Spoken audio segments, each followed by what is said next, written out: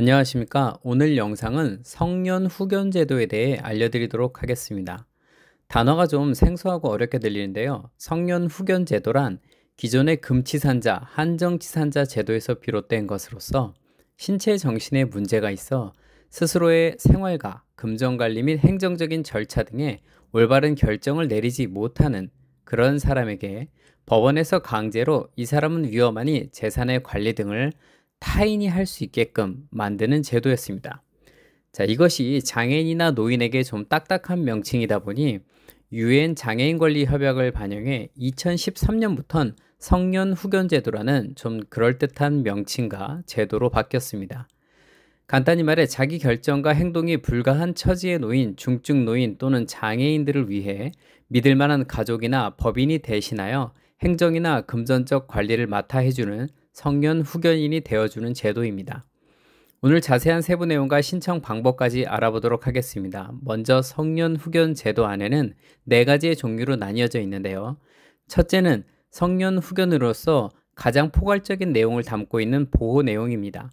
보호가 필요한 피성년 후견인이 신체 정신적으로 회복되기 어렵다는 객관적인 판단 하에 자산관리, 법적 신상관리 모두를 후견인이 하는 것이며 피후견인이 잘못 결정한 내용들을 취소할 수도 있고 이 사람이 후견을 받는 사람이라는 것을 대외적으로 공개해 놓는 시스템입니다. 주변 사기꾼들이 쉽게 다가오지 못하게 막으려는 의도이지요. 둘째는 한정적 후견 제도로서 피후견인이 완전한 상실 상태는 아니고 약간은 올바른 의사결정을 할 수준의 잔존 기능이 남은 상태일 때 부여됩니다. 물론 그 범위가 추상적이므로 상태에 따라 법원으로부터 어디까지 후견인이 관여하여 관리해 줄지를 결정받은 후 도와주게 되며 그렇다 할지라도 대부분의 중요한 결정은 정신이 온전한 후견인의 동의를 거쳐야만 합니다. 이건 피후견인의 잔존 능력을 최대한 존중하고자 하는 제도입니다. 셋째는 특정 후견입니다. 피후견인이 장애, 고령, 질병 등으로 일시적 또는 부분적으로 도움이 필요할 때 도입되며 큰 수술을 앞둔 상황에서 자산 관리를 맡긴다든지 하는 예를 들 수 있습니다.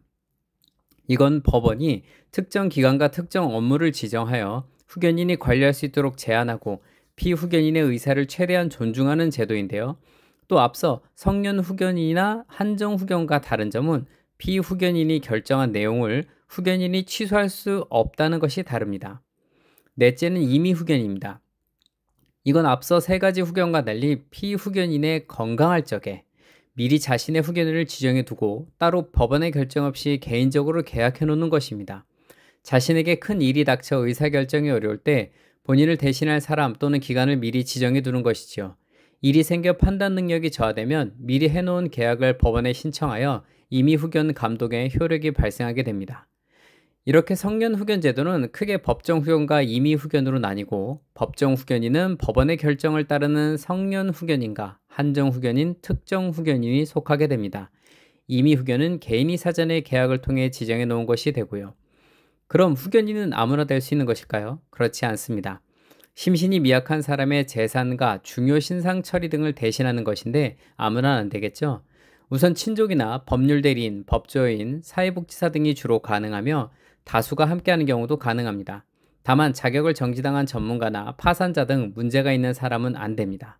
또 동업자나 금전적 이해관계에 얽힌 타인도 안 됩니다. 후견인이 되면 법원의 결정에 따라 신상보호와 자산관리 둘로 나뉘어 역할을 하게 됩니다. 물론 둘 다 하는 경우도 많고요. 신상보호는 의료, 재활, 교육, 주거 등의 피후견인 신상에 관리된 것을 결정하고 보호하는 일이며 재산관리는 피후견인의 금전적 재산을 처분하고 행사할 권리를 말합니다. 또 후견인이 제대로 올바르게 보호하고 있는지 확인하기 위한 후견 감독인도 있는데 후견 감독인이 선임되어 있는 경우 언제든 후견인이 사용한 재산관리나 업무 수행을 감사하고 문제시 법원에 후견인 변경을 요청할 수도 있습니다. 자, 그럼 신청은 어떻게 해야 할까요?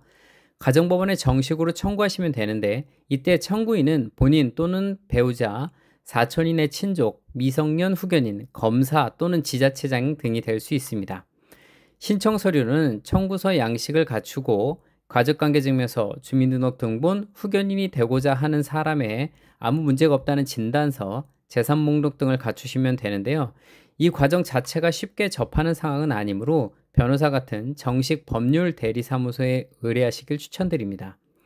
다음은 혹시 나쁜 놈들이 짜고 치는 범죄는 아닌지 확인하기 위해 법원에서 친족조사, 후견인 관계조사, 재산조사 등을 실시하여 정당성 여부를 따지게 됩니다.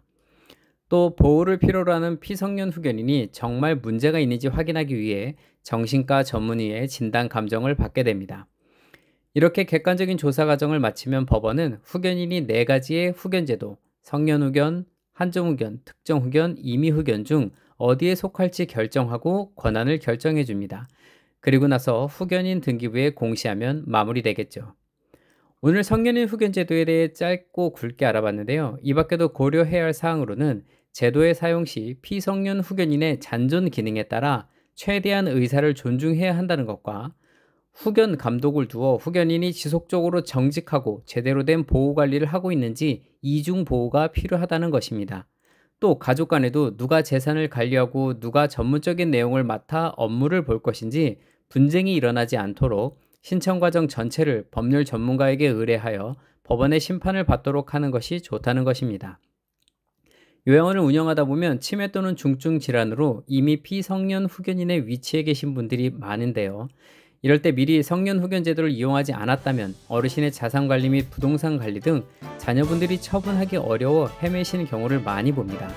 오늘 제가 알려드린 내용을 토대로 꼭 이용해 보시기 바랍니다. 감사합니다.